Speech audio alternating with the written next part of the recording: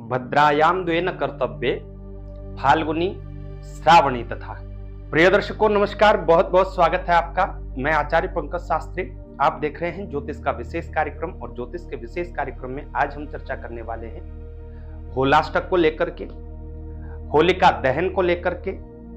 और इस वर्ष भी होलिका दहन पर जो है भद्रा का काल रहेगा, तो होलिका दहन का शुभ मुहूर्त क्या रहेगा, आवश्यक स्थिति में कौन कौन सी बातों का विचार करना चाहिए, इन सभी बातों को लेकर के हम चर्चा करने वाले हैं। प्रिय दर्शकों, सबसे पहले आपको बता दें 7 मार्च 2025 यानी आज के दिन से ही 14 मार्च 2025 तक होलाष्टक रहेंगे, यानी होली के ये 8 दिन रहेंगे। और प्रिय दर्शकों, होलाष्टक में किसी भी शुभ कार्य का संपादन नहीं करना चाहिए, चाहे वो विवाह संस्कार हो, मुंडन संस्कार हो, गृह प्रवेश हो, गृहारंभ हो, या जितने भी शुभ कार्य मांगलिक कार्य होते हैं उन सब का संपादन निषेध माना गया है। तो प्रिय दर्शकों, ये होलाष्टक 7 मार्च से 14 मार्च तक रहेगा और होली के रंगों के साथ ही होलाष्टक भी समाप्त हो जाएगा, लेकिन उसके उपरांत खरमास होगा। तो किसी प्रकार के शुभ मुहूर्त तो आपको प्राप्त अभी नहीं होने वाले हैं, अप्रैल माह का इंतजार आपको करना पड़ेगा। लेकिन होलाष्टक में भी आप इन सब बातों का विचार जरूर करिएगा और बहुत आवश्यक स्थिति ना हो, होलाष्टक में किसी भी शुभ कार्य का संपादन न करें। प्रिय दर्शकों, ये तो रहा होलाष्टक का विषय। अब बात करते हैं होलिका दहन की। होलिका दहन कब किया जाएगा, तो आपकी जानकारी के लिए बता दें, पिछले वर्ष की भांति ही इस वर्ष भी होलिका दहन वाले दिन, यानी जिस दिन प्रदोष व्यापनी पूर्णिमा तिथि है उसी दिन होलिका दहन होता है। और इस वर्ष भी होलिका दहन पर भद्रा का साया व्याप्त रहेगा। भद्रा का साया रहेगा तो समय भी चेंज हो जाएगा, इस बात का जरूर ध्यान रखिएगा। 2 पर्वों पर भद्रा का विशेष रूप से विचार किया जाता है, एक फाल्गुन पूर्णिमा यानी होलिका दहन पर, और दूसरा श्रावणी पूर्णिमा यानी रक्षाबंधन पर। रक्षाबंधन और होलिका दहन पर विशेष रूप से भद्रा का विचार जरूर किया जाता है। तो इस वर्ष भी 13 मार्च 2025 को प्रदोष व्यापनी पूर्णिमा तिथि पर भद्रा का साया रहेगा, इसलिए भद्रा काल को त्याग करके ही आप होलिका दहन करिएगा। भद्रा जो है 13 मार्च को शुरू होगी प्रातःकाल 10:35 पर। भद्रा का जो पुच्छकाल का समय रहेगा, जिस समय आप आवश्यक स्थिति में हैं तो होलिका दहन कर सकते हैं, भद्रा का पुच्छकाल का समय रहेगा रात को 7 बजे से लेकर 8:18 तक। भद्रा का मुखकाल रहेगा 8:18 से लेकर के 10:27 तक। इस समय को विशेष रूप से ध्यान रखिएगा, इस समय होलिका दहन न करें। और भद्रा का जो समाप्ति काल रहेगा रात को 11:26 रहेगा। 11:31 से लेकर के निश्चित काल रात्रि 12:37 तक आप होलिका दहन कर सकते हैं। यह समय आपके लिए शुभ रहेगा। प्रिय दर्शकों, इस बात का जरूर ध्यान रखिएगा, 14 मार्च को किसी भी प्रकार से होलिका दहन नहीं किया जाएगा। 14 मार्च को होली खेली जाएगी, रंगोत्सव होगा, क्योंकि 14 मार्च को पूर्णिमा तिथि जो है 12:25 तक ही व्याप्त रहेगी, उसके बाद प्रतिपदा तिथि प्रारंभ हो जाएगी। इसलिए इस बात का विशेष रूप से ध्यान रखिएगा। होलिका दहन जो है प्रदोष व्यापनी पूर्णिमा तिथि में किया जाता है। प्रदोष व्यापनी पूर्णिमा तिथि इस वर्ष जो है 13 मार्च 2025 दिन बृहस्पतिवार को होगी। तो होलिका दहन इसी दिन आपको करना चाहिए, शास्त्र सम्मत दिन यही रहेगा।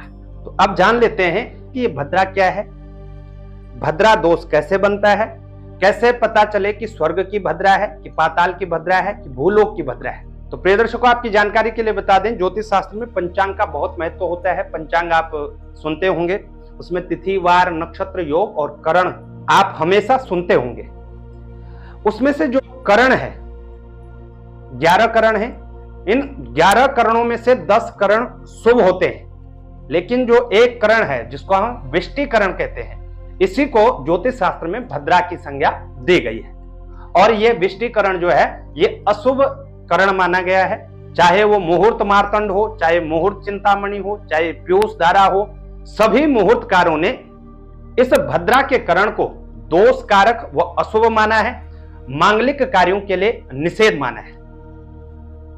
भद्रा का जो करण है वो विष्टिकरण है, और विष्टिकरण जिस दिन भी पड़े उस दिन आप समझ लीजिएगा कि भद्रा का दिन होता है।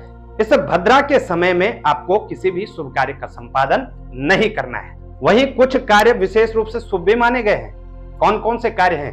शत्रु उच्चाटन के लिए, मारण व मोहन क्रिया के लिए, स्त्री प्रसंग के लिए, अस्त्र शस्त्रों के क्रय विक्रय के लिए, मुकदमा करने के लिए या युद्ध के लिए इस करण को विशेष रूप से शुभ माना गया है। लेकिन प्रिय दर्शकों, इस बात का भी जरूर ध्यान रखना चाहिए, यह आवश्यक नहीं है कि हर भद्रा आपके लिए अशुभ ही हो। यानी भद्रा को 3 चरणों में विभक्त किया गया है। पहले स्वर्ग की भद्रा, पाताल की भद्रा, भूलोक की भद्रा। तो आपको इस बात का जरूर ध्यान रखना है, यदि भूलोक की भद्रा है तो निश्चित रूप से आपको उसको त्याग देना है। निसंकोच उस भद्रा में किसी भी शुभ कार्यों का संपादन नहीं करना है। जबकि स्वर्ग या पाताल की भद्रा हो तो आप सभी शुभ कार्यों को कर सकते हैं, उसमें भद्रा दोष का परिहार हो जाता है, यानी उसका कोई बुरा प्रभाव आपके जीवन पर, आपके मांगलिक कार्यों पर नहीं पड़ता है। अब प्रश्न आता है कि भद्रा स्वर्ग की, पाताल की है या भूलोक की है, कैसे पता करें? तो प्रिय दर्शकों, जिस दिन भी ये विष्टिकरण आएगा, जब ये तिथिवार नक्षत्रों के साथ विष्टिकरण आएगा तो भद्रा होगी। और जिस दिन ये भद्रा होगी उस दिन आपने चंद्रमा की स्थिति देख लेनी है। चंद्रमा कौन सी राशि में आज के दिन संचरण, मान लीजिए आज भद्रा है, आज चंद्रमा किस राशि में है, उसी के अनुसार भद्रा का निर्णय हमें करना चाहिए। ज्योतिष शास्त्र के अनुसार यदि भद्रा का दिन हो और चंद्रमा की स्थिति मेष राशि में हो, वृषभ राशि में हो, मिथुन राशि में हो और वृश्चिक राशि में हो, इन 4 राशियों में यदि चंद्रमा स्थित है, भद्रा है, तो भद्रा निश्चित रूप से स्वर्ग लोक की होगी।